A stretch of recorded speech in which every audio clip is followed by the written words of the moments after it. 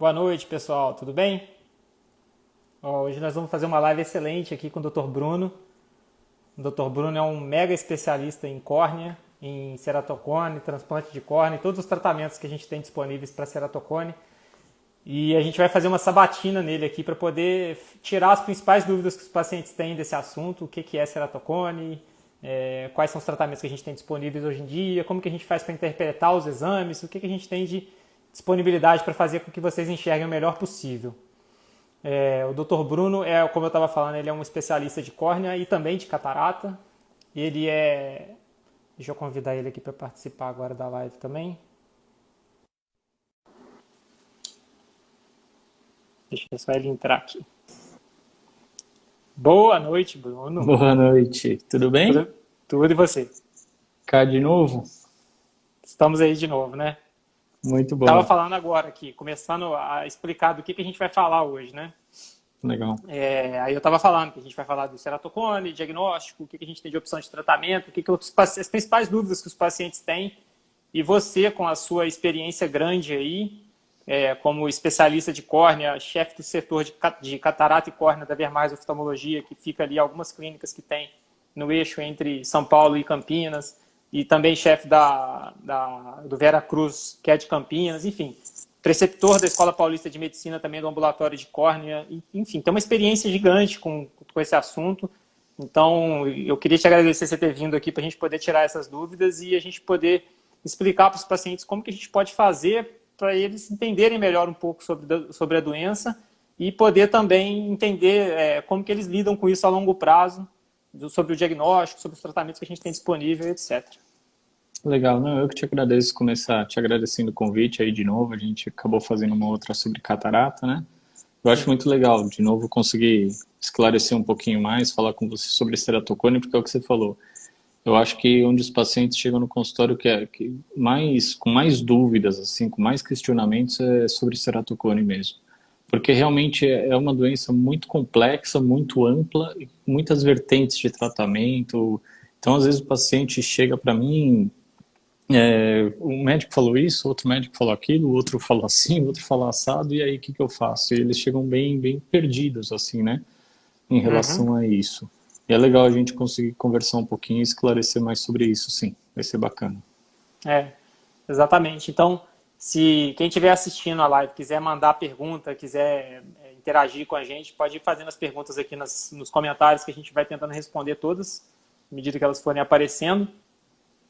E se tiver alguém que tenha ceratocone, o filho ou o cunhado, enfim, qualquer pessoa da família que tenha ceratocone e que você achar que é interessante mandar essa live também para convidar para assistir agora, encaminha aqui nesse aviãozinho que tem aqui embaixo. Essa live vai estar disponível também depois para vocês poderem assistir, tanto aqui no canal da Viver Oftalmologia, quanto na Clínica Vermais, e também no canal do YouTube, para o pessoal que não pôde assistir ao vivo poder assistir depois também. E se tiver alguma dúvida, manda nos comentários lá do YouTube, lá que a gente consegue responder depois também. Tá bom? Legal. Então, ô Bruno, primeira coisa que eu queria conversar com você era sobre a principal pergunta que eles fazem para a gente, né? O que é a ceratocone? Só um minutinho, antes de começar essa pergunta. O objetivo, eu estava falando aqui antes de você entrar, o objetivo dessa live é eu fazer uma sabatina com você aqui, para poder tirar o seu conhecimento. Exatamente, te jogar na fogueira com as perguntas mais quentes que os pacientes fazem e poder aproveitar essa sua experiência que você tem, como especialista de ceratocone que você sabe muita coisa. Eu não sou especialista em ceratocone, eu sou especialista de retina, mas eu acredito que é a obrigação de todo oftalmologista saber, no mínimo, o básico da doença, saber como manejar e saber a hora certa de encaminhar para o especialista fazer o tratamento perfeito, o adequado para aquele paciente em si. Então, eu vou te dar uma sabatinada aqui, vou te fazer várias perguntas que os pacientes me fazem, as dúvidas que eu tenho também, para a gente conseguir entregar o máximo de conteúdo aqui agora. Legal, eu acho, antes até de se começar, vou me permitir aqui falar uma coisa. É muito interessante porque ceratocone é uma doença crônica que a pessoa vai ter para o resto da vida e que não existe cura. Existe um tratamento, aí nós vamos poder discutir aqui como melhorar a visão, como parar a progressão da doença, mas como toda doença, em especial as crônicas, eu sei que você concorda com o que eu vou falar. O principal para o tratamento de sucesso é uma coisa: o paciente entender o que ele tem. Isso é o principal de tudo. Porque se ele não entende o que ele tem, ele não sabe porque ele usa aquele colírio, porque ele usa aquela lente, porque que ele tem que fazer tal procedimento, ele não sabe o que ele fez, ou seja, o tratamento não vai bem, né? E uma coisa muito interessante é que quando os pacientes chegam para mim pela primeira vez assim com ceratocone, que se tiver algum paciente assistindo vai até dar risada. Eu falo assim, quanto tempo você tem ceratocone? E aí vem as mais variáveis respostas, né? 1 ano, 10 anos, 20 anos, 30 anos. E às vezes 20 anos não é incomum, você vai, acho, duvidar, mas é mais pura verdade. Você fala ao paciente assim, posso te fazer uma pergunta? Pode, doutor? Você sabe o que é ceratocone? Experimenta. Você vai ver que 90% vai te responder. Não sei. Ou vai te falar uma alteração na retina, uma alteração, sabe? Dá umas respostas não corretas. E assim, é muito importante. Esse papel de explicar o que é, qual é a linha do tratamento é muito importante, ainda mais numa doença crônica como o ceratocone. E isso é o que a gente tem que tentar fazer hoje aqui mesmo. Isso vai ser bem legal.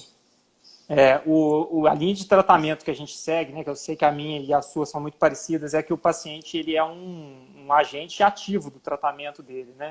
Não existe mais aquele tratamento do passado que o médico mandava, o paciente obedecia e o conhecimento era do médico, né? O negócio vinha de cima para baixo. Hoje em dia o conhecimento ele é difuso, o paciente tem acesso à informação de uma maneira extremamente profunda, de uma maneira extremamente técnica, inclusive, muitas vezes. E Sim. aí aparecem muitas coisas boas e coisas ruins com isso, mas as coisas boas são que o paciente passa a ser agente do tratamento dele e ele passa a poder ter direito à opinião. Né? E Exatamente. aí casa exatamente com isso que você está falando. É o paciente que tem direito a ter opinião e ele tem que entender do assunto para ele poder discutir com o médico em alto nível e os dois, em conjunto, conseguirem trazer o máximo de resultado, que no nosso caso é a visão, o máximo de resultado para aquele paciente poder enxergar bem da maneira que ele quer, da maneira que ele julga enxergar bem. E o que você está falando é perfeito, especialmente no ceratocone. Por quê? Porque o famoso Dr. Google, né, que ajuda muita gente, mas ele também pode atrapalhar muita gente. Então, assim, quando você tem informações, você sabe o mínimo como manejá-las, elas são extremamente produtivas. Hoje os pacientes chegam questionando muitas coisas válidas. Mas como você tem muitas informações, que é o caso do ceratocone, quando você tem muitas vertentes e você não sabe, aí você pega um trecho do Google aqui, um trecho do Google ali, vira a salada que a gente vê chegar no consultório geralmente. Então, por isso que eu acho que esse papel de educação é fundamental. Principalmente o papel do médico é muito tratar o paciente no ceratocone, mas muito de educar o paciente no ceratocone também. Eu acho que a educação faz parte do tratamento, melhor falando, né? Bem por Exatamente. aí. Então eu te Exatamente. pergunto, Dr. Vamos Bruno, lá. o que é ceratocone? Então vamos lá. O que é ceratocone? Ceratocone é uma alteração na região frontal dos olhos. Eu até separei aqui, você vai gostar, porque é difícil explicar. Ceratocone é uma alteração na região frontal dos olhos chamada córnea. O jeito mais simples de explicar, e me perdoem, eu brinco com os pacientes e falo, é a tampa de vidro do relógio do olho. Tá? Então o que é? É isso aqui mesmo. Ó. Essa é a córnea. Eu vou Mostra abrir de aqui frente só para para cá, só para a vocês gente ver bem. entenderem. Tá Mostra de dando para frente, só para ver? entender. Ó, Fecha o olho aí, só para poder ver melhor. Isso, tô aí bota de fechando frente agora. o olho tá aqui, Isso, então certo? fica na frente do colorido do olho, Fica né? na frente do colorido do olho e é uma tampa transparente, assim como a tampa de vidro do relógio. Ó. Essa aqui é a córnea, tá? Uhum. Isso que é a córnea. É sobre isso aqui que nós vamos conversar hoje. Então, é uma alteração na córnea. E a córnea, como vocês mesmos podem ver aí, ela tem um formato, eu vou chamar de redondinho, tá bom? Ela é redondinha. Eu gosto de fazer justo isso para o paciente. Ela é assim, ó, é redondinha. E no cerato, que é córnea, cone, no ceratocone, a córnea fica, ela para de ficar redondinha, ela fica em formato de cone, exagerando aqui só para entender. Ela fica num formato de bico mesmo. E isso vai levar a uma série de consequências, e a pior delas é a baixa de visão, né? A baixa de visão que vai ser o que mais vai acontecer. Isso ocorre principalmente por uma fragilidade do colágeno. Os pacientes perguntam muito, é genético, não é? Sim, ele é genético, ele não é devido a um gene só, ele é uma herança multigênica, poligênica, só que não só genético, ele também está associado a uma série de fatores ambientais, a piora dele, até o próprio aparecimento dele, que nós vamos discutir um pouquinho mais para frente aqui. Então, basicamente, respondendo a sua pergunta, a ceratocone é uma alteração no formato da córnea. Vamos dizer assim, para tentar simplificar, através de uma série de fragilidades que essa córnea tem, levam a essa alteração do formato da córnea. E aí, por causa dessa alteração do formato da córnea, o paciente não consegue convergir o raio que tá, de luz, né? A luz que está no ambiente não cai da forma correta na retina para ser captada e interpretada, e o paciente enxerga embaçado. Né? Perfeito. O principal sintoma vai ser esse que você falou, embaçamento visual. Por quê? Porque é como se fosse uma lente de óculos. Com a lente de óculos a gente não consegue fazer isso, mas se a gente conseguisse distorcer ela, deixar ela pontuda, o raio de luz não vai focar onde tem que focar. E no nosso olho é o que você falou, o raio de luz tem que focar na retina. Se essa lente está distorcida, acabou. A visão vai abaixar muito, vai ter uma baixa de visão muito importante. Então, né? Puxando para o próximo aí, o paciente começa queixando então de embaçamento visual, e que significa para ele que ele vai no oftalmologista, o oftalmologista vê que ele não está enxergando, faz o exame de grau, vê que ele tem algum grau, e esse grau geralmente é de astigmatismo ou também alguma coisa relacionada à miopia, né? Então, a apresentação clínica principal é através do astigmatismo e o paciente reclamando de embaçamento visual. É isso aí. O paciente chega para a gente exatamente com isso. Doutor, não estou enxergando bem. E geralmente qual a idade que o paciente chega, né? Ele chega ali adolescente, adulto jovem, ou até criança, às vezes chega mesmo.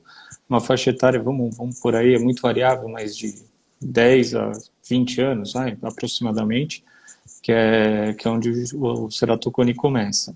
Na verdade, ele começa antes, só que ele vai dar sintoma, o paciente vai começar a perceber os sintomas, o embaçamento, geralmente nessa faixa etária, mas não é regra. Tem paciente que vai descobrir muito mais tarde, tem paciente que descobre até mais cedo, né? Tem um paciente que não teve jeito transplantado com 8 anos de idade já, que é o tratamento final em termos de visão para o ceratocone. Existe desde A até Z, na verdade, mas para a gente ficar numa média aí de 10 a 20 anos, pouquinho mais, pouquinho menos, é o aparecimento quando o paciente chega no nosso consultório relatando a baixa de visão. E aí é o que você falou, quando a gente vai avaliar, geralmente o paciente apresenta um astigmatismo mais elevado, que é uma das características do ceratocone, e ele pode ser tanto com miopia quanto com hipermetropia, né, combinado. O mais comum é o que você falou, é a miopia mesmo, e aí você tenta fazer o óculos e aí já vamos começar a abrir o leque absurdamente, porque o primeiro tratamento visual para ceratocone é óculos. É óculos. A gente tem sempre... Explica o que é tratamento visual para a gente. Aí eu vou começar então a abordar um pouquinho diferente, tentar ser um pouquinho mais didático aqui. Todo ceratocone, a gente vai ter que entrar no tratamento dele baseado em 2 pontos. Tá? E aqui é uma confusão muito comum que eu vejo até entre oftalmologistas que não são especialistas em córnea. Um ponto é evitar a progressão do ceratocone. O que é progressão? A sua córnea hoje está assim, amanhã ela está assim, depois está assim, o ceratocone está piorando. Ele está ficando cada vez mais ectásico, que a gente chama. E um outro ponto é conseguir fazer o paciente enxergar, conseguir dar uma boa visão para o paciente. O que a gente usa para não progredir não tem nada a ver com o que a gente usa para dar visão. São coisas completamente diferentes sobre a mesma doença. Então aqui já cai por terra uma confusão muito lógica que eu vejo. Vamos lembrar, estamos falando de não progressão e de visão. O crosslink, que eu vou explicar mais para frente, que está aqui, mas eu vejo muito paciente falando, eu fiz crosslink para melhorar minha visão. Ou eu uso lente de contato para o ceratocone não progredir. E uma coisa não tem nada a ver com a outra. Então, quando eu comecei agora a falar de óculos, eu estou falando do campo da visão. Tá? O primeiro tratamento que a gente sempre vai tentar para o ceratocone é óculos. E aí já tem um mito por perto. Que o pessoal chega e fala, doutor, mas todo mundo fala que óculos não funciona para ceratocone. Funciona. Funciona, só que funciona principalmente nos casos mais iniciais. E mesmo nos casos mais avançados, onde o paciente vai ter que pular um degrauzinho da escada aqui, vai ter que provavelmente uma lente de contato, mesmo nesses casos, o paciente não é legal ficar com a lente de contato 24 horas por dia. Quando ele chega em casa, eu falo exatamente isso para os pacientes, que você já sabe que o banheiro é ali, o quarto é ali, a sala é ali, você não tem uma exigência visual tão grande, tire e põe o óculos. Você sabe que você vai enxergar um pouco mais embaçado, mas seu olho também agradece. Ele vai respirar mais, vai ter menos intolerância à lente, vai ter uma série de ganhos aí secundários também pelo uso do óculos. Então o óculos, às vezes só ele já é responsável por dar boa visão ao paciente e ele também acaba servindo como um repouso de outros tratamentos de uma lente de contato, por exemplo, né? Então, da parte visual... Pode falar. Desculpa, pode continuar. Pode ir. Não. É isso que eu ia falar. Da parte visual é assim que a gente inicia o tratamento. Só ia concluir isso. É que esse comentário que você falou, eu acho ele perfeito. Eu queria até repetir, de tão importante que eu acho que ele é, que é a separação de duas linhas de tratamento. Elas não são necessariamente excludentes. Às vezes a gente faz as duas coisas com o paciente. Tem paciente que precisa só de uma e tem paciente que precisa da outra, né? Elas não necessariamente casam juntas. Que é o que a gente chama de evitar a progressão, e a outra linha de tratamento, que é a linha de reabilitação visual, que entra essa questão que você está falando do auxílio óptico que tiver que colocar, que seja lente, que seja transplante, que seja óculos, que seja o que for. Mas auxílio visual é uma coisa e evitar a progressão de ceratocone é outra coisa. Elas não têm necessariamente que caminhar juntas. Elas podem ou não estar juntas dentro do paciente. E os tratamentos eles têm diferenciação, né? Tem paciente que vai estar precisando fazer uma coisa, tem paciente que precisa fazer outra. Isso. E a gente vai, às vezes, juntando as duas coisas ali. Então, apesar de não ser incomum isso aí que você falou do crosslink, né, o paciente faz crosslink para evitar progressão. Mas ele acha que faz para poder para melhorar a visão. Assim como cirurgia de grau. Exatamente. Também. O paciente confunde. Posso fazer cirurgia de grau? Não pode. Tal. Depois a gente vai até chegar nessa pergunta aqui, que é uma das que está na minha lista aqui, que eu vou te fazer daqui a pouco. Então, eu entendi o que você falou perfeitamente, eu só vou reforçar um ponto, porque assim, né, não é que a gente vai se importar com um lado ou com o outro. A gente está se importando sempre se o paciente não está progredindo e em dar visão para ele. O que você quis dizer, só para deixar claro, é que assim, às vezes você não precisa fazer alguma intervenção nesse sentido. Porque se o paciente você está acompanhando, ele não tem progressão, você não vai ter que intervir. Mas você tem que acompanhar se ele está progredindo ou não. O paciente tem que acompanhar se ele está progredindo ou não. Né? Exatamente isso. É isso aí. E assim, a gente está falando aqui então de um jovem, do clássico, né? O clássico é um jovem que chega para a gente na adolescência reclamando de visão embaçada, a gente faz o diagnóstico a gente faz a suspeita diagnóstica através de um exame de grau, né? Exame de óculos, e a gente pede os exames complementares, e esses exames vêm para a gente com resultados que sugerem para a gente que tem ou não astigmatismo. Mas, assim, muitas vezes esse paciente tem, o que você estava falando em relação à genética, mas, assim, ele tem outros fatores de risco. A genética é um deles, né? O fato de ter algum familiar que tem ceratocone, algum familiar que teve um ceratocone precoce ou um ceratocone mais grave também pode dar sinal para a gente de algum sinal indireto de gravidade, mas tem outros fatores de risco também, né? Outros fatores de risco sistêmicos. É isso que eu queria te perguntar. O que você pergunta para os pacientes para poder tirar mais informação do que é um astigmatismo inocente e o que é um astigmatismo que tem maior chance de evoluir para ceratocone? Sem dúvida, assim, né? Vamos lá, então, como que eu falo para os pacientes? Vamos falar primeiro, eu acho que aí a gente entra um pouquinho na questão da progressão, né? O que a gente tem que faz o paciente progredir?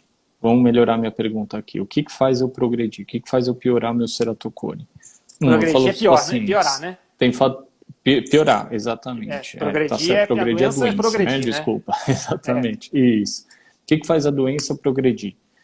Tem fatores modificáveis e fatores não modificáveis. Então, o que eu quero dizer? Por exemplo, ser jovem. Quanto mais jovem o paciente maior chance ele tem de progredir a doença. Então, você vê um ceratocone já de médio para avançado numa criança de 10 anos, chama muito mais atenção do que você ver a mesma doença no paciente de 40 anos.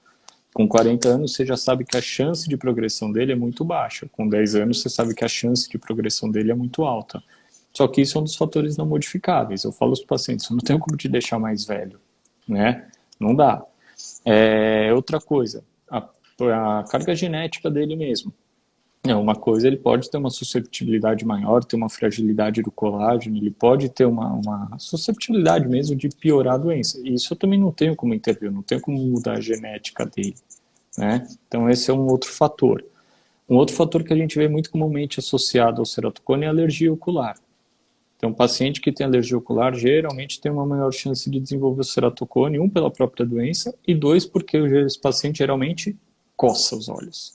E aí é super importante a gente falar disso, porque coçar os olhos parece um ato tão inofensivo. Eu falo, coçar os olhos para quem tem ceratocone é um veneno. Cada vez que você está coçando seu olho, eu falo essas frases para os pacientes. Cada vez que você está coçando seu olho, você está piorando um pouquinho, né? E tá mesmo. E a gente vê, coçar o olho para quem tem ceratocone é um veneno. E esse é um dos fatores modificáveis.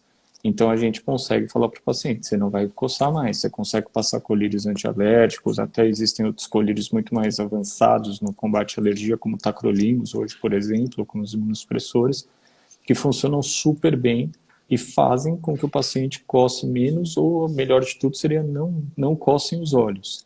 E isso ajuda muito na progressão. E aí é o que eu falo aos pacientes. Ah, mas se eu fizer tudo isso, doutor, não coçar o olho, estou ciente da idade, estou ciente de tudo, e mesmo assim eu continuo progredindo. Aí sim entra o crosslink, né?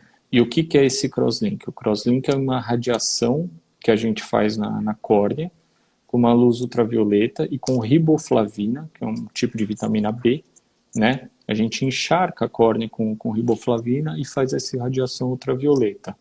E isso faz com que a córnea fortaleça, que a gente chama das ligações covalentes, quem vai lembrar do colégio lá da química, e faz com que a córnea fique mais rígida.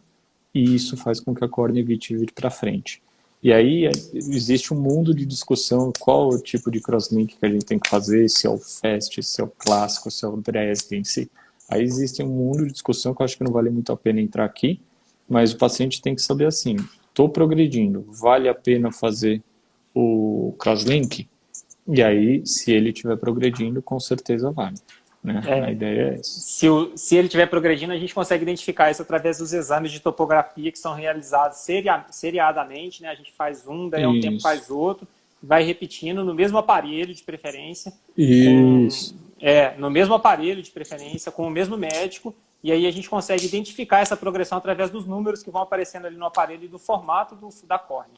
Se essa córnea estiver tendo essa progressão, existem critérios objetivos para falar que horas esse paciente tem que ser submetido a um tratamento para você tentar frear essa córnea, você tentar congelar a córnea, né, da formato que ela tiver, que é isso que você está falando que é o crosslink. A gente faz uma radiação, que é um procedimento não invasivo, assim, não invasivo não, assim, mas é um procedimento não pouco cirúrgico. Invasivo. Isso aí, É um procedimento pouco invasivo, não é um procedimento complexo, ele não é um procedimento que necessita de internação, é um procedimento que é muito bem tolerável pelos pacientes em qualquer idade, e a gente consegue, com isso, aumentar a probabilidade de estabilizar aquele ceratocone e evitar que a doença continue progredindo e, consequentemente, a visão do paciente continue piorando.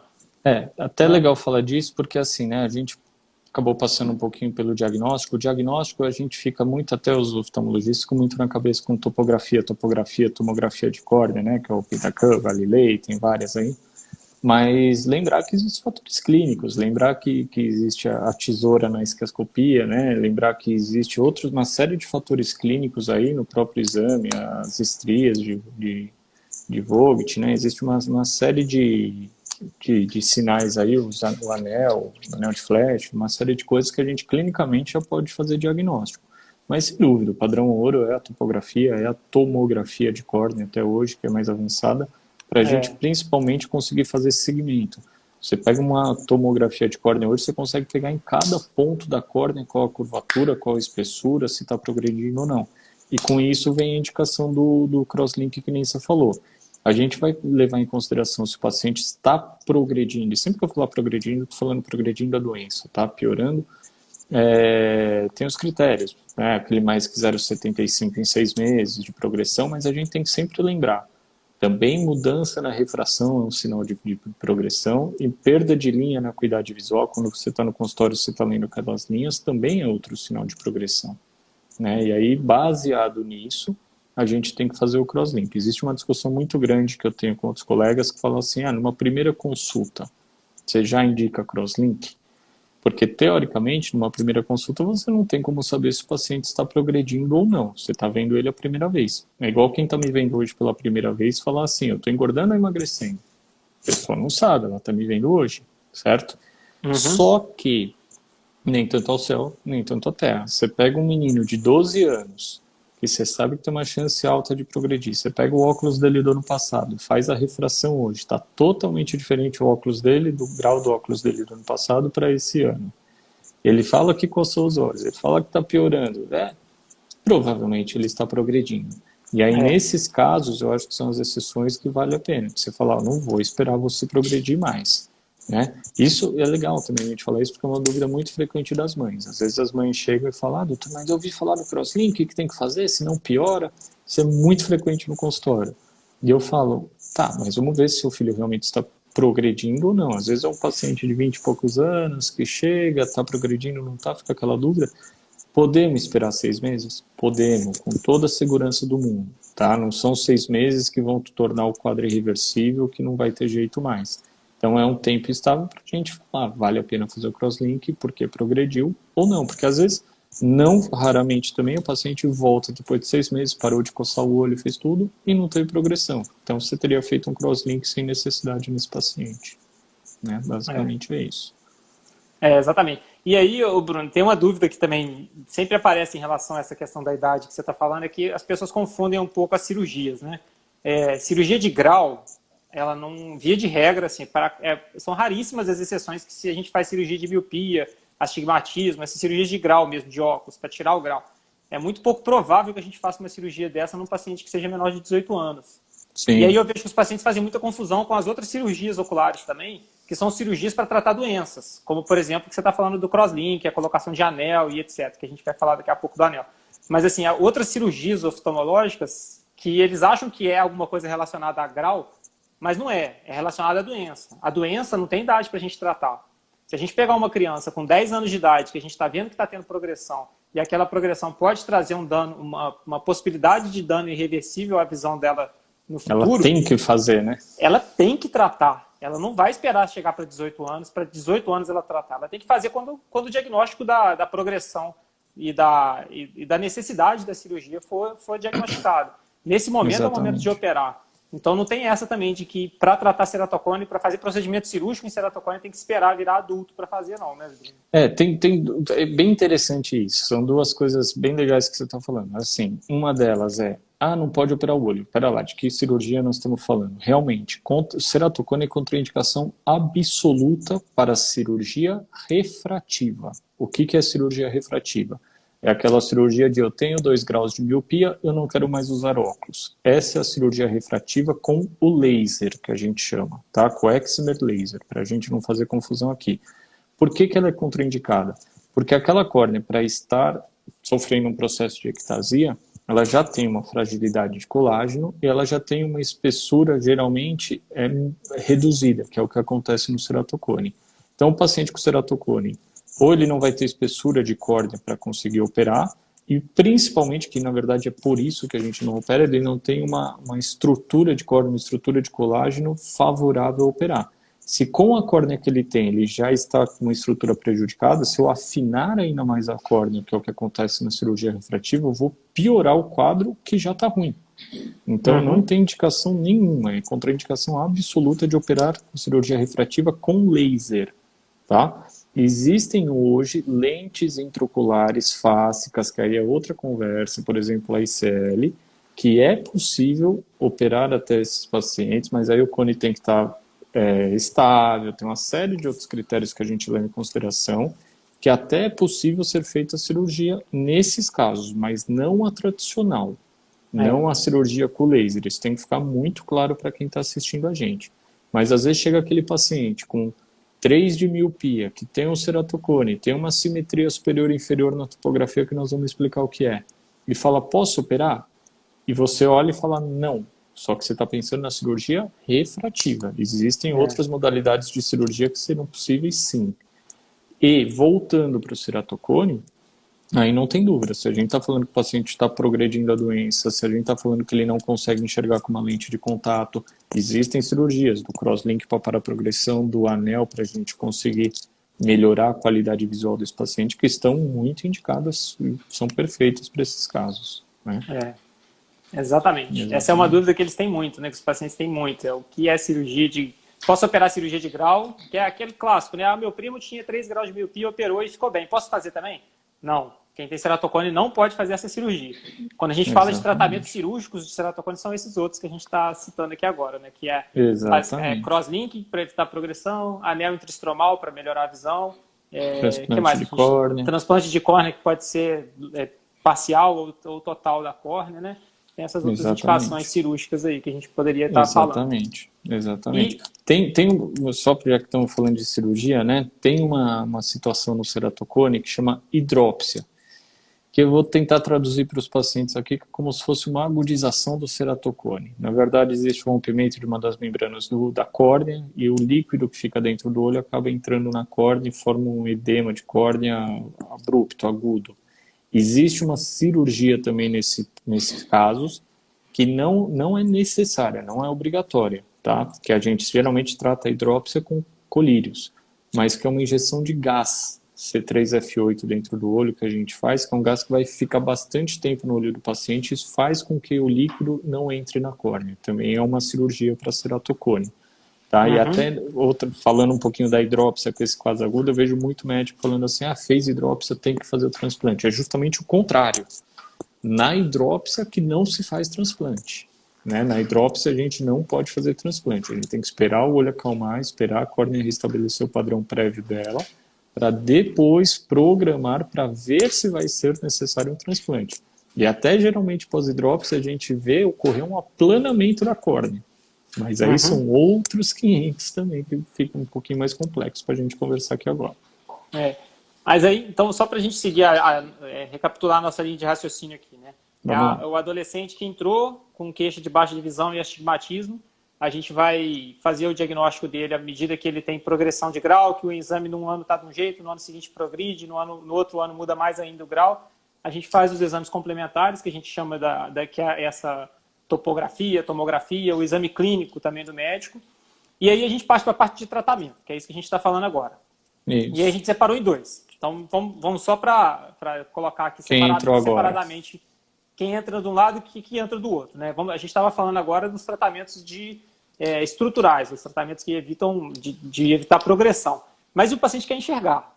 O que a gente oferece para ele enxergar na prática ali? Como é que começa o tratamento com ceratocone em termos de reabilitação visual? Como é que a gente bota esse paciente para enxergar no início, quando ele ainda não está nos casos graves, quando ele ainda não chegou no ponto mais grave da doença? Exatamente. Tem que ser lente? Vamos lá. Que é a pergunta que ele sempre faz.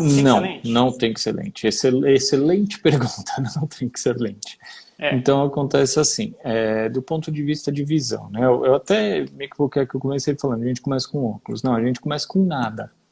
Tem paciente que tem ceratocone, que não usa nada e enxerga bem, né? Principalmente ceratocones iniciais ali. Então, desde nada, se a visão do paciente está boa com nada, sem nenhuma correção óptica, ótimo.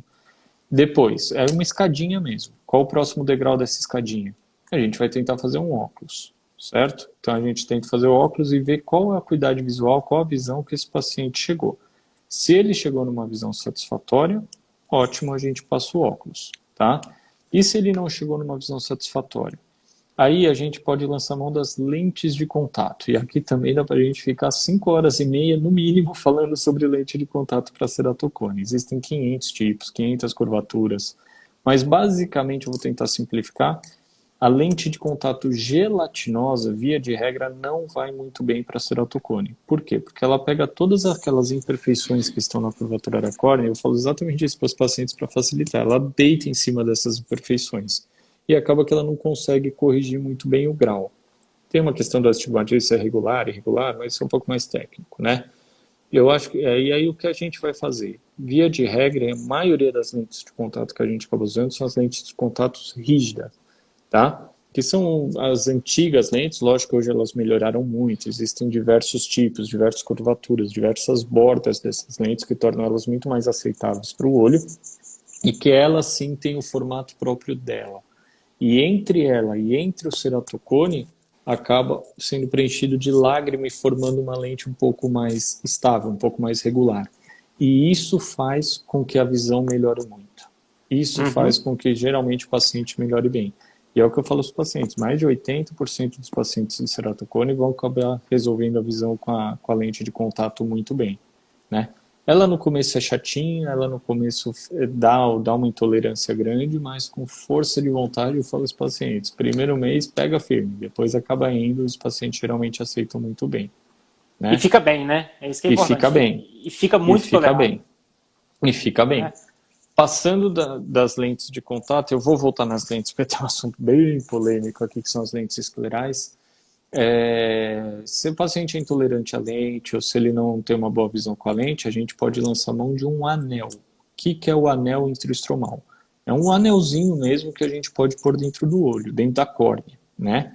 E aí ele tem de vários tamanhos, um segmento, dois segmentos, o comprimento, a largura, tem uma série de especificações também para cada caso, mas a melhor definição que eu já ouvi em congresso sobre anel é assim, doutor, o que é o anel?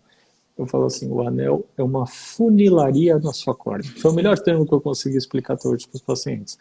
Porque o que acontece? O anel não é para deixar perfeito, o anel não é para voltar à curvatura perfeita que era antes. O anel é como se fosse uma funilaria mesmo. Se o carro bateu, você vai lá, faz a funilaria e volta ele um pouco. O anel é para tentar voltar a curvatura da córnea um pouco, para tentar deixar o astigmatismo um pouco mais regular, para tentar fazer uma superfície, para a gente poder usar um óculos depois, para a gente poder voltar a usar uma lente de contato depois, né? A gente acaba falando isso, para a gente conseguir fazer essas outras coisas depois. Mas realmente é uma descrição muito boa, né? É uma paciente descrição excelente. não está conseguindo fazer usar a lente, coisa assim, a gente acaba lançando mão do anel. E se nada disso do que a gente está falando dá certo, aí por fim de tudo, nós vamos ter que lançar mão do transplante de córnea. Isso é uma coisa muito legal, porque os pacientes entram tem o ceratocone. O que ele faz quando ele sai do consultório com o ceratocone? Ele entra no Google e joga ceratocone. O que sai na primeira página? Transplante de córnea. E aí o paciente ouve a palavra transplante, ele não consegue nem ler o de córnea mais. Porque ele já entra no desespero e aí ele não consegue ouvir mais nada. Porque a palavra é muito forte mesmo, né? Então, assim, mas lembrar que o caso de transplante são casos extremos, casos muito avançados, onde a gente vai ter que lançar mão desse recurso. E que estão sendo... Desculpa. Vai lá. Que estão sendo cada vez mais raros, né? Com os avanços dos tratamentos, com o crosslink, com as lentes, com as possibilidades dos avanços tecnológicos das lentes. A gente está precisando cada vez menos lançar a mão do transplante. Né? E aí só voltando um pouquinho, né? Porque eu falei que ia voltar da lente escleral. O que acontece com a lente escleral? A lente escleral é uma lente que, quando o paciente põe no olho, ele fala, nossa, melhor coisa do mundo. Por que nunca ninguém me deu essa lente antes, né? E realmente é uma lente muito boa, tá? Só que ela tem várias peculiaridades e para a gente indicar, a gente tem que ter muito cuidado com ela. Por quê? O paciente tem que acompanhar de perto, e o paciente tem que ter uma boa relação com a lente dele, ele tem que saber usar bem a lente, senão isso daí só não adianta. É uma lente que ela é muito mais confortável, geralmente ela dá uma visão boa, só que ela é uma lente maior e que não deixa o olho trocar o líquido, a lágrima que está dentro da lente com fora. Então isso leva a uma hipooxigenação do olho, uma hipóxia muito grande. E com isso, os pacientes acabam desenvolvendo o que a gente chama de neovasos de córnea. São novos vasos que vão crescendo na córnea, que tem que ser um tecido transparente, porque a gente enxerga através dele, e vai piorando essa córnea com esses neovasos. E para a gente lançar mão de uma lente escleral, via de regra, porque a gente já passou pelo óculos, a gente já passou pelas lentes de contatos rígidas, a gente já vê que o paciente já está com uma curvatura elevada e não consegue mais usar anel. Então a gente está pré-transplante ali, na maioria dos casos. E para fazer um transplante numa córnea toda vascularizada, por causa de uma lente de contato escleral, então a gente tem que tomar muito cuidado. Não estou falando que não se deve usar lente de contato escleral, deve. Só que para você usar uma lente de contato escleral, você tem que ter certeza que o paciente vai acompanhar, vai voltar nos retornos corretos. Se é o mínimo sinal de vascularização, você vai tirar essa lente do olho dele. Então, eu acho que o take-home message aí da lente de contato escleral é: pode usar? Pode, mas eu vou ter que seguir muito bem, vou ter que ficar muito pertinho do meu médico para ele conseguir avaliar as condições da minha córnea. É uma alternativa ao transplante, né? Que consegue evitar o transplante muitas vezes, mas que também tem que ter cuidado para, na hora de usar, não trazer efeitos colaterais, né? Que é isso que a gente está discutindo aqui. Ô, Bruno, eu tenho algumas perguntas para a gente passar aqui, então a gente não pode nem demorar muito para respondê-las, não. Eu vou tentar fazer um jogo mais rápido aqui, tá? Primeira pergunta do Breno aqui, ó. Devo fazer a topografia de córnea com ou sem lente de contato? Ótima pergunta. Sem Quanto lente tempo antes? Como é que é? Sem lente de contato, sem lente de contato, tá? E assim, se você perguntar isso para o corneólogo, ele vai falar 1 ano sem lente de contato, né? Quanto mais tempo, melhor, mas obviamente que não é assim. Então, o que eu falo para os pacientes é assim, no mínimo 3 dias. No mínimo 3 dias eu acho que é bem salutar a gente falar isso. Tá? Não adianta você tirar a lente de contato e sentar no aparelho para fazer o exame. Por quê? Porque a própria lente pode dar o que a gente chama de warpage. Ela pode dar alterações na córnea, que aí você não vai saber se a alteração está lá por causa da lente ou se realmente o paciente teve uma progressão. Eu vou te contar um caso que você vai cair para trás. Tem uma paciente que não é paciente, a minha esposa, que fez um Pentacan, nem te falei isso, e parecia um ceratocone, com 36 anos de idade. E eu falei, meu Deus. Comecei a acompanhar, só que foi na pandemia. Ela só está em casa, ela não usou mais lente. A córnea dela normalizou depois de 6 meses. Olha só. 6 meses só. Para ter Entendeu? noção Então, do que pode acontecer. é um caso que me surpreendeu, e dentro da minha casa. Então, assim, foi uma coisa que eu fui levando, ela conseguiu ficar sem lente porque estava na pandemia. Agora repetimos o exame semana passada e o ceratocone sumiu. Ou seja, não era ceratocone. Então, o ceratocone, da lente. A lente de contato pode induzir alterações que simulam o ceratocone, mas também pode aliviar o ceratocone, né? As duas Perfeito, coisas. perfeito. Na verdade, ela falseia o exame. Ela falseia o exame. Piorando o exame e pode falsear melhorando o exame. Exatamente. Né? Assim, lógico que eu estou usando o extremo exemplo da minha esposa aqui, mas assim, eu acho que via de regra, 3 dias está de bom tamanho.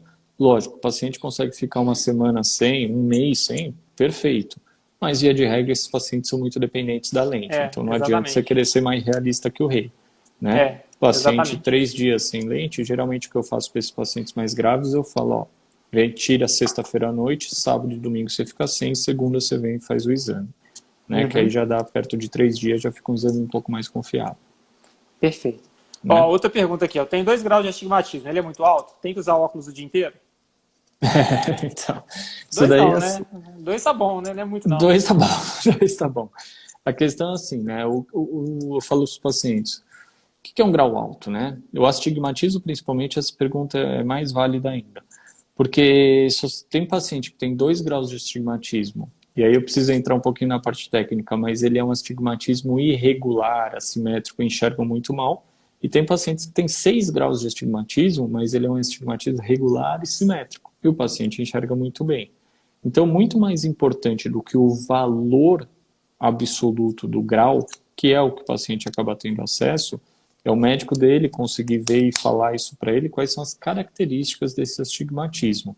Né? Se ele é um astigmatismo regular, ou seja, se a parte alterada da córnea inferiormente é igual ao superior, ou da direita, da esquerda, né? E se ele é simétrico, se ele ser um... Aí é muito técnico para conseguir explicar, mas se ele tem uma característica mais boazinha, vamos dizer assim. Via de regra, 2 não é muito, tá? A outra pergunta que eu tenho aqui, Bruno, é da Dayana. A Dayana, ela é especialista de ceratocone, inclusive, aqui de fora, inclusive é para ela que eu mando muito paciente para fazer o tratamento e o acompanhamento. E ela está te perguntando aqui se você tem uma estimativa de quantos por cento dos seus pacientes que precisam de transplante nos serviços aí que você trabalha. Putz, é pouco, tá? Eu vou chutar esse número certinho, não tenho, mas eu vou chutar menos de 2%. Mas varia muito, né, Bruno? Também, né? Varia demais. Pela complexidade do serviço, né? Varia demais Quanto pela mais complexidade do serviço. Exatamente. Quanto mais referência, mais casos complicados você vai acabar recebendo. Mas eu acho que o grande negócio do ceratocone é assim. Hoje o transplante está diminuindo e, se Deus quiser, vai diminuir cada vez mais. Por quê? Porque a gente tem que acreditar que nós vamos acompanhar esses pacientes melhor e vamos fazer cada vez mais crosslink. Então, se você pegar o crosslink, ele já existe há um bom tempo, mas ele está bem difundido entre os oftalmologistas, que todo mundo sabe o que é, todo mundo faz, todo mundo tem coragem de fazer, vamos dizer que são 10, 15 anos, né? Por aí, talvez um pouco mais, um pouco menos. Então, assim, esses pacientes que fizeram o crosslink lá atrás, se eles não tivessem feito, muito provavelmente eles estariam transplantando hoje em dia. Então, a tendência do transplante de córnea, que é uma excelente cirurgia para quem precisa, é diminuir. E aí a porcentagem de transplante realmente vem diminuindo. Eu sou muito fã do crosslink. Eu começou a ter qualquer questãozinha suspeita, eu faço crosslink. Né? Hoje os pacientes, assim, até engraçado e triste falar isso, porque os pacientes que eu faço transplante hoje, a maioria deles são aqueles que foram indicados para crosslink no passado e acabaram não fazendo. E vem progredindo e acaba piorando, né? E uma coisa legal até, voltando um pouquinho naquela coisa, né, de progressão e de visão. O paciente fala assim, doutor, então vai e faz o transplante, aí acabaram meus problemas. Não, eu brinco com os pacientes, eu falo, o transplante não é a solução dos milagres, né? O transplante, muito provavelmente, depois você vai ter que usar um óculos, às vezes até uma lente de contato, e mais do que isso, lembra que o transplante está na caixinha da visão? Que ele não tem nada a ver com a progressão? Eu tenho um paciente que progride o ceratocone, e não são poucos, pós-transplante. Ele faz o transplante e progride no transplante, né? Porque na própria transplante resta parte de córnea doente. E essa córnea pode induzir o resto, a córnea doadora, a também ter o ceratocone. Então não é uma solução mágica, né? Não é uma solução mágica de jeito nenhum. Lógico que muito bom, melhora muito para quem precisa, mas várias vezes os pacientes chegam para mim e falam assim, doutor, faz logo o transplante porque aí eu não preciso mais usar lente. Eu falo, não é assim que funciona não. Tá? Entendendo. Aqui, exatamente. Até a Dayana está te dando feedback aqui, ó, ela falou que a estimativa aqui do serviço também é de 3%. E então. a próxima pergunta que ela fez aqui para você é que a gente até já falou no início da live, mas só para responder de novo, a partir de que idade que você faz crosslink? Essa é uma ótima pergunta. Legal demais sua pergunta, mas assim, eu faço a partir da idade que precisa. Tá? Porque exatamente. Eu faço a partir da idade que precisa. Lógico que quanto mais novo o paciente, mais a gente tenta segurar, mas chega uma hora que, assim, está progredindo, eu tenho duas opções. Ou fazer o crosslink e tentar segurar essa corda, ou não fazer porque ele é novo e ver ele progredir na nossa cara. Então, assim, eu faço crosslink sim. Eu tenho um paciente que ele chegou para mim com 7 para 8 anos de idade, eu acho que ele tinha na época.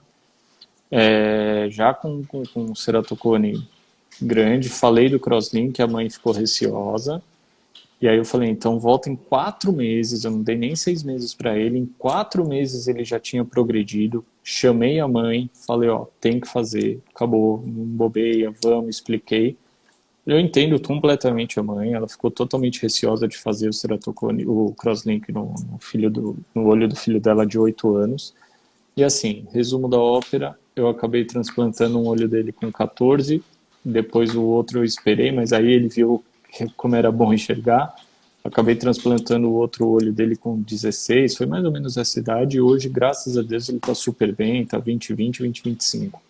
Mas era um caso que provavelmente se tivesse feito crosslink lá atrás, mesmo com 7, 8 anos, estaria bem. Né? A gente tem que pensar assim, esses casos, principalmente muito novos, o que eu levo em consideração? Fala assim, o crosslink tem os riscos dele, o paciente novo tem, mas se a gente não fizer nada, esse paciente invariavelmente vai acabar evoluindo para transplante, então é melhor fazer.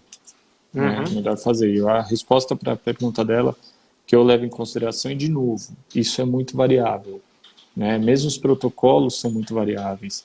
Então eu acho assim, eu levo em consideração na idade que o paciente precisa.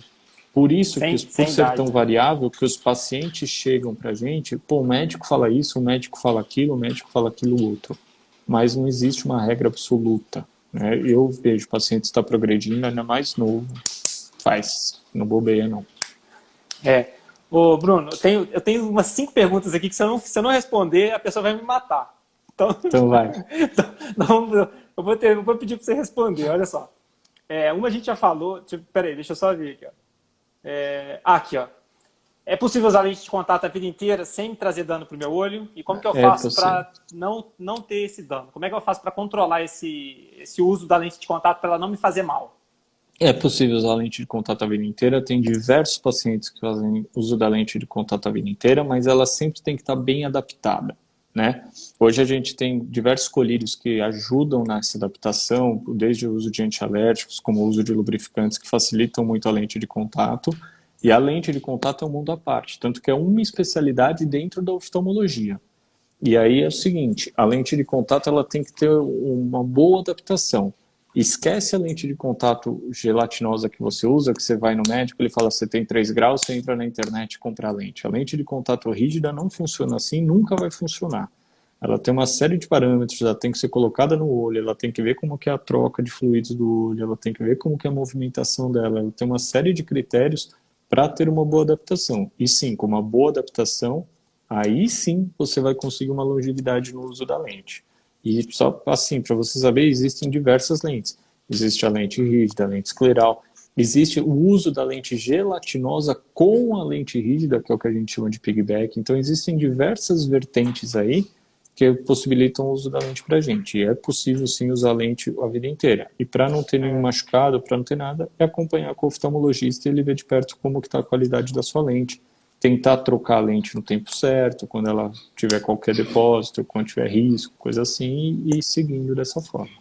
Limpar no prazo, limpar com o produto correto, tirar a lente todo Com dia. certeza, com Não certeza. dormir com a lente nunca. Fazer os exames periódicos também, que a gente consegue avaliar tanto no exame clínico, para a gente ver se está tendo neovascularização de córnea, quanto a gente Isso. fazer microscopia especular e paquimetria, para a gente avaliar se tem alguma disfunção corneana.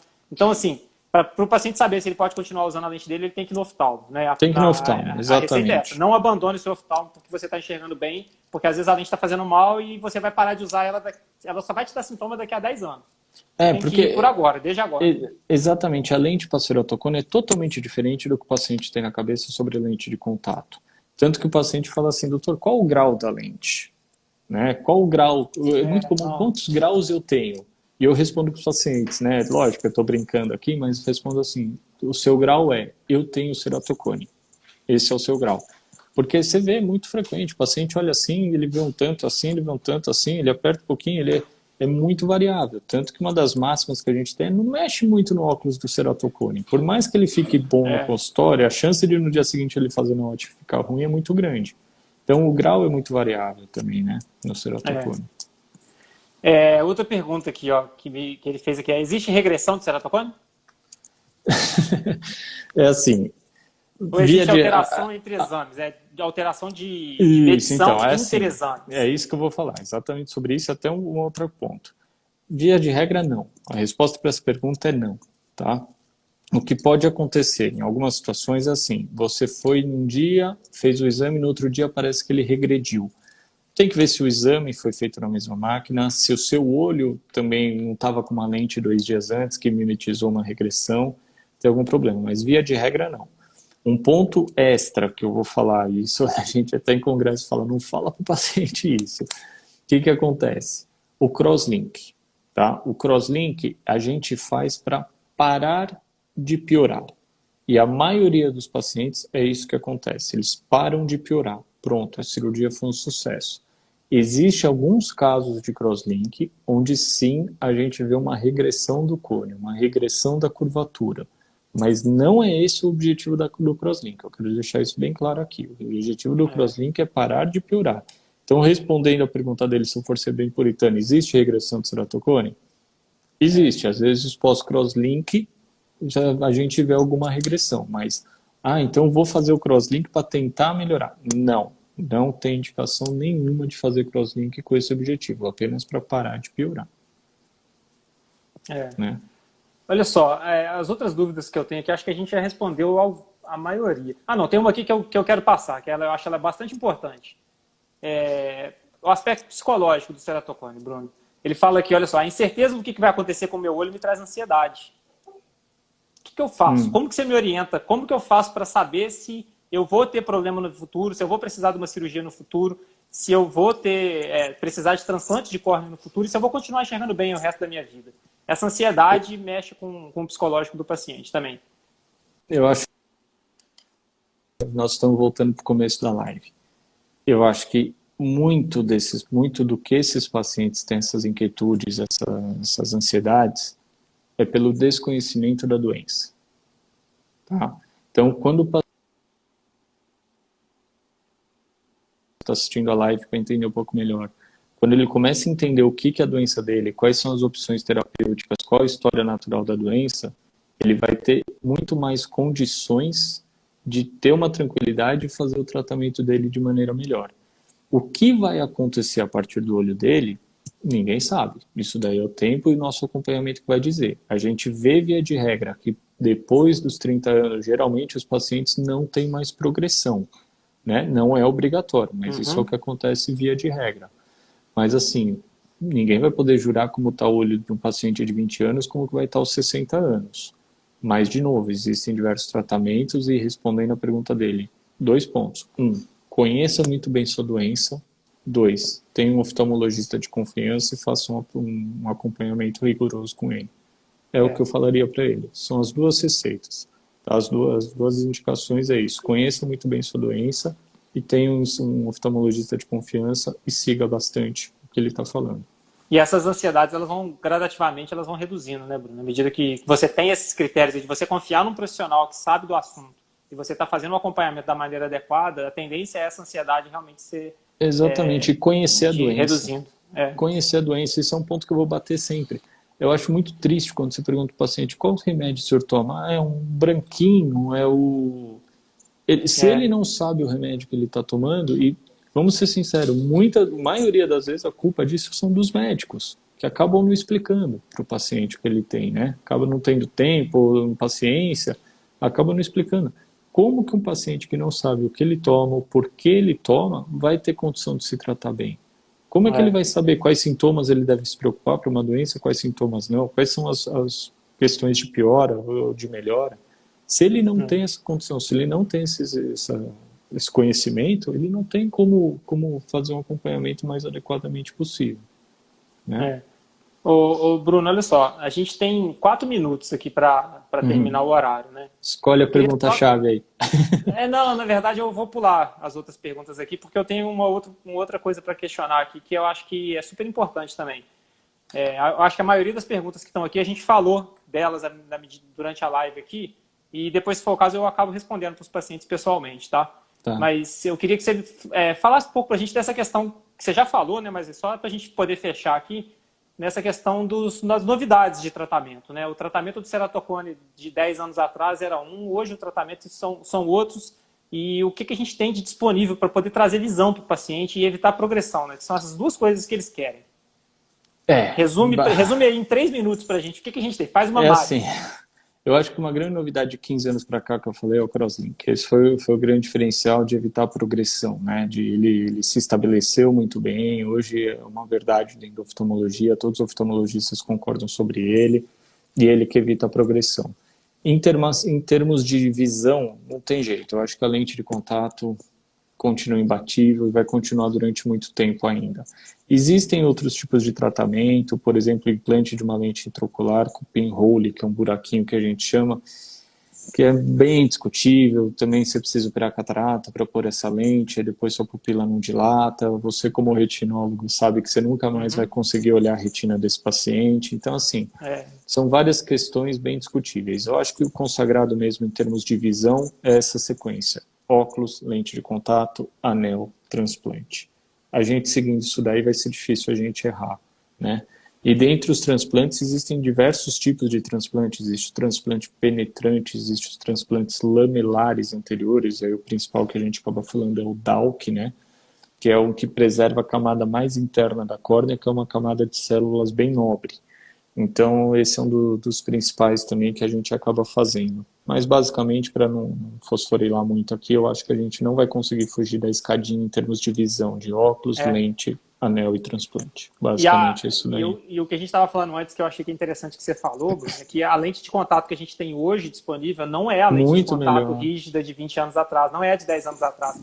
Apesar de continuar chamando lente, a evolução da tecnologia, desses instrumentos que a gente tem, foi absurda. Tanto que a gente faz menos transplante hoje do que no passado, porque o paciente enxerga bem com as lentes de contato. Exatamente. E o conforto melhorou demais. Exatamente. Demais. Então, que esse é um dos principais limitantes. A importância de você pegar uma pessoa que entenda do assunto, que seja especialista nisso daí, que tenha em mãos ali a possibilidade de poder fazer uma lente ou outra lente, individualizar para um olho de um paciente uma coisa, às vezes para o outro olho individualizar uma lente diferente, colocar na hora certa, jogar na mesa ali a possibilidade de fazer um crosslink, colocar o anel, e se for o caso fazer um transplante parcial da córnea, não necessariamente fazer o transplante de tudo. Enfim, são muitas coisas diferentes do que tinha de 10 anos atrás, de 15 anos atrás, e que continua em constante evolução. Então eu acho essa mensagem final que eu queria deixar aqui também, que é essa possibilidade de tratar o paciente de uma forma muito adequada hoje em dia, com essas novas técnicas de tratamento de ceratocone. Com certeza. Com certeza. Falou muito bem. Fechamos bem a live, eu acredito. Tá bom. Falta pouquinha coisa aqui. Se alguém mais tiver alguma outra dúvida, pode mandar para mim aqui nos comentários, tanto da Viver Oftalmologia quanto da Clínica Ver Mais. que são esses dois Instagrams que estão fazendo aqui a live, que eu e o Bruno a gente responde com o maior prazer. E se tiver no pós aqui também, se tiver depois alguma outra dúvida, pode mandar tanto no YouTube quanto no Instagram aqui, que a gente responde também. Obrigado, Bruno. Obrigado você pelo convite, foi excelente. Sempre educar pacientes no bom sentido, trazer